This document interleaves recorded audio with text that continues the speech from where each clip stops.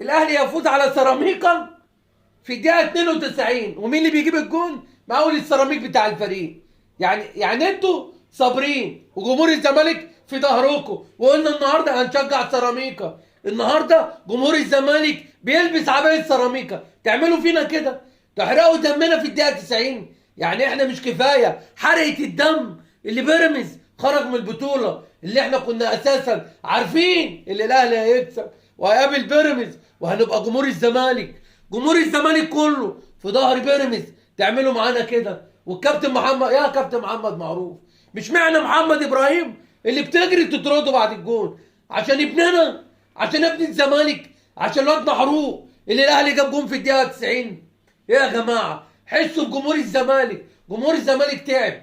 طب احنا هنشجع مين ولا مين؟ يعني النهارده كنا بنشجع سيراميكا، يوم الخميس هنشجع فيوتشر، وكل ما الاهلي يقابل فرقه نروح نشجعها. الاهلي خلانا بقى تايهين، تايهين، كل الفرق ماشيين نشجعها ورا الاهلي. طب نشجع مين تاني؟ طب فين فرقتنا؟ احنا مش لاقيين الزمالك، فين الزمالك؟ احنا قاعدين ندور على الزمالك من وسط الاربع فرق، مش لاقيينه، مش لاقيين الزمالك. طب نعمل ايه يا جماعه؟ دلوقتي الاهلي كل الفرق بتقول للاهلي خد البطوله. سيراميكا النهارده قال له احنا مش قدك يا اهلي، خد البطوله. بيراميدز هرب من الاهلي، واحنا ربنا ما يعلم بينا في المركز ال11، ولا بننافس على بطوله ولا بننافس على عربيه ترمس.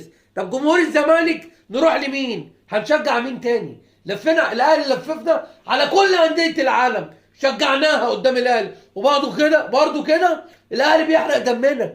الاهلي مصمم اللي هو يحرق دمنا، وكل الفرق بتهرب من الاهلي. النهارده امام عاشور، ده امام عاشور النهارده تحس اللي هو بلع زلومه فيل، الواد بيجري في الملعب. الله اكبر عليك يا امام، ده انت رحت الاهلي يا ابني بقيت حاجه تانيه. هو انت يا ابني اما كنت في الزمالك كنا بناكلك فراخ بيضه، والاهلي بياكلك فراخ حمراء، بياكلك فراخ بلدي يا ابني. طب نعمل ايه؟ ده انت يا ابني في الملعب زي الرهوان، الله اكبر، زي الرهوان. النهارده كنت نجم المباراه. النهارده لو في احسن لعيب في قاره افريقيا ياخدها امام عاشور، ابننا الخاين، ابن نادي الزمالك اللي بيموت نفسه في كل مباريات الاهلي. امال يا ابني انت، ده احنا مستنيين اليوم اللي انت تلعب فيه قصادنا. معقوله يا امام اما تلعب قدام الزمالك رجليك هتتمد علينا يا ابني؟